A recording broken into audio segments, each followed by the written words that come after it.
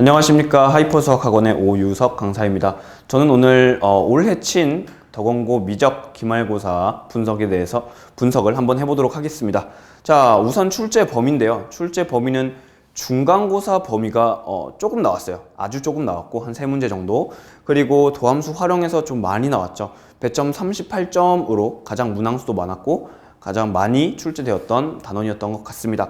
그리고 적분입니다. 적분을 전체 단원으로 보자면 한 절반 정도 나왔다고 보시면 되는데요. 적분과 적분의 활용으로 굳이 구분을 하자면 적분 한 2, 적분의 활용 한 3, 이 정도로 배점이 완료됐다고 보시면 될 것 같습니다. 네, 그 다음에 이제 이번 기말고사의 특징인데요. 우선 중간고사의 범위가 중첩되었다는 게 가장 큰 특징이죠. 덕원고가 항상 그렇게 내왔는데 이번 시험 같은 경우에는 중간고사 범위가 굉장히 쉬웠어요. 난이도가. 그래서 내가 중간고사 때 어느 정도 점수를 받았다 하시면 이번 시험에서는 그 중간고사 범위의 문제들을 그냥 거저 얻어갈 수 있는 그런 문제들이었다라고 생각하시면 될 것 같습니다. 네, 그리고 이제 어려운 적분인데요. 그냥 우리가 일반적으로 알던 적분이 아니에요. 무슨 말이냐면 예를 들어 진짜 단적인 예를 한번 들어볼게요. 우리는 1 플러스 탄젠트 제곱에 대한 적분을 알아요. 어떻게 하는지 알아요. 시컨트 제곱으로 바꿔서 푼다. 근데 지금 덕원고 같은 데에서 덕원고의 문제에서는 1 마이너스 탄젠트 제곱을 내버려요. 그러니까 약간 이 정도. 약간의 디테일이 다른데 그 디테일이 다름으로써 적분의 풀이가 되게 길어지고요. 되게 어려워졌어요. 그래서 계산이 복잡하고 조금은 생각을 좀 해봐야 됐던 그런 적분들이 많았었습니다. 그리고 예상을 벗어난 문제들이라고 했는데요. 약간 방금 말씀드린 내용이랑 약간 유사한데 조금씩 달라요. 우리가 일반적으로 봐왔던 문제들이 있을 겁니다. 분명히 기존 교재나 아니면 학원에서 대비를 했던 거나 교과서나 기존에서 보던 문제들과 디테일이 조금씩 달라요. 그래서 약간 조금 더 생각하는 문제들이 조금 있었고요. 그리고 특히 지금 밑에 써있는 고3스러운 문제라고 써있는 게 뭐냐면 객관식 마지막 또 서술형 마지막을 보시면 되게 고3스러워요. 고3 모의고사에서 나올 법한 문제가 나왔던 것 같아요. 그래서 선생님들이 보시기에는 고3 모의고사 같다, 약간 이런 느낌을 많이 받았던 그런 문제였던 것 같습니다. 이런 경우에는 사실 고3 모의고사 기출들을 풀어봤던 친구들에게서는 조금 친숙했던 그런 느낌이 들지 않았을까 싶습니다. 그리고 마지막으로 이제 당연히 가장 중요한 시간 관리인데요. 앞서 말씀드렸듯이 적분이 되게 계산이 길어지다 보니까 이게 시간이 점점 부족한 거예요. 한 문제 한 문제 푸는데. 그리고 모든 문제가 한 번에 촤작 풀리고 한 번에 쑥 풀리고 이런 게 아니라 굳이 계산을 일일이 다 해줘야 되는 그런 한 문제 한 문제 정성을 들여야 되는 문제들이 많았기 때문에 이번엔 시간 관리가 더 힘들지 않았을까 싶습니다. 그러다 보니까 이제 체감 난이도가 조금 많이 상승했겠죠. 그래서 어려웠던 시험이라고 생각을 합니다. 네, 이제 예상 적중 문항인데요. 물론 예상 적중한 게 많은데 그게 쉬운 문제에서는 사실 예상 적중한 게 크게 의미가 없잖아요. 그래서 제가 몇 개 간추려 봤어요. 몇 개 간추려 봤는데 첫 번째 문제죠. 이제 객관식 9번 문제인데 이 문제 같은 경우에는 그냥 동일한 문제예요. 동일한 문제고 숫자 하나 바뀌었다. 길이를 구하는 문제였는데 0에서 1까지 길이를 구하냐, 0에서 ln5까지 길이를 구하냐, 요 정도의 차이였고 이 문제 같은 경우에는 거의 개념 문제이기 때문에 어려움은 없었을 거예요. 길이를 구하는 방법을 아는 학생이라면 거의 다 풀 수 있었던 문제지 않을까 싶습니다.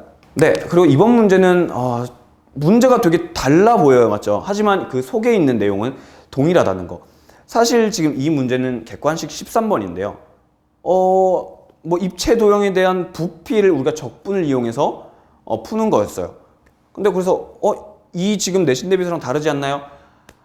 아닙니다. 사실 적분에서 제일 중요한 게 뭐냐면 여러분들이 적분을 할 때 제일 어렵고 제일 중요한 게 뭐냐면 이 문제 대체 적분 어떻게 하는 거야? 이게 제일 중요하거든요, 사실. 이 문제 적분하는 법이 제일 중요해요. 그래서 이 두 문제가 사실은 lnx 제곱을 적분할 수 있는가를 묻는 문제였던 것 같습니다. 사실 여러분들 적분을 해보시면 알겠지만 좀 길어요. 정석적인 방법, 부분 적분법으로 간다? 좀 길어져요, 많이.